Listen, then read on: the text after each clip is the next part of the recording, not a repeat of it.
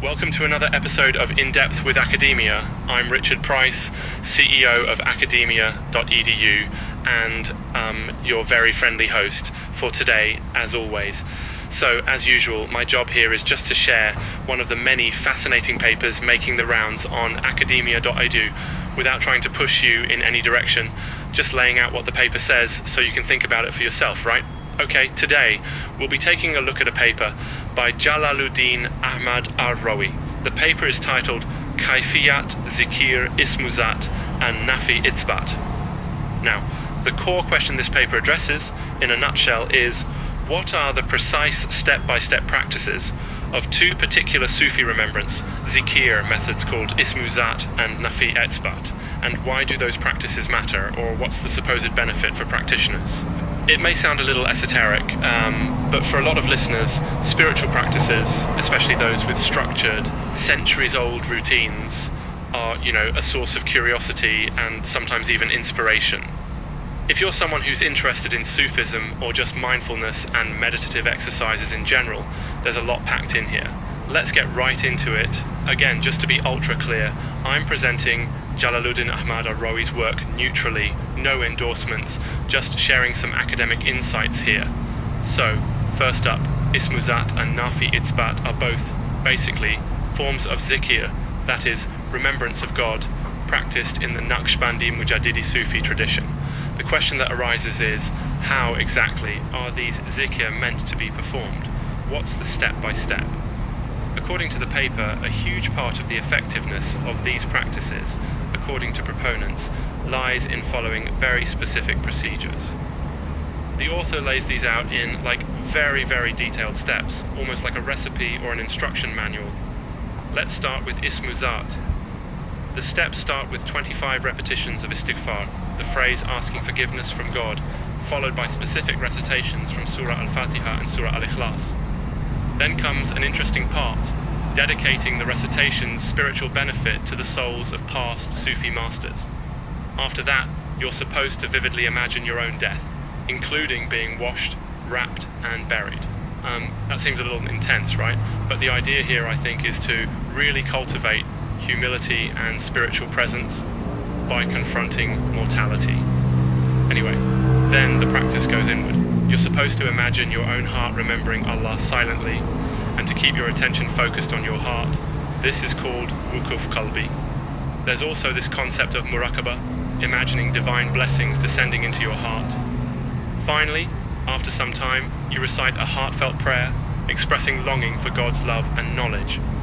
The author notes that the practice is ideally done up to 24,000 times in a day, although, wow, that's a lot, and I'm not sure most people could manage it. Even the idea that simply keeping up with these repetitions while walking, sitting, or even lying down is meant to steadily internalize the remembrance so it becomes second nature, almost a personality trait, kind of like how you brush your teeth so often that eventually you just do it without thinking. But obviously, this is way more spiritual. Now, shifting to NAFI ITSBAT. There's a lot of overlap with ISMU in terms of recitation, dedication to the deceased teachers, and imagining mortality. But there are important differences. The technique here includes special breath control. You're supposed to exhale, hold your breath, and coordinate the heart's silent repetition of specific phrases, La ilaha illa Allah, with certain imagined physical pathways starting from the navel, rising to the brain, and finally striking the heart, again all metaphorically, another twist. At the end of an exhale, you're supposed to recite Muhammadur Rasulullah. The paper claims, holding your breath isn't actually required, but is highly beneficial, full of secret wisdom supposedly. Both methods stress the importance of continuous practice 2,000 times daily for NAFI ITSBAT, and, interestingly, emphasize not just repetition, but inner focus, humility, and, mental visualization. There's even a reminder that performing the practices with ritual purity, wuduk, or ablution is highly beneficial, but not technically required. I found that bit kind of fascinating actually, because it means the practices are accessible in everyday life, not just during formal prayer sessions. So, stepping back, what do these practices actually mean for you as a listener? At the very least, they show how spiritual traditions often build a discipline that blends physical, mental, and emotional elements.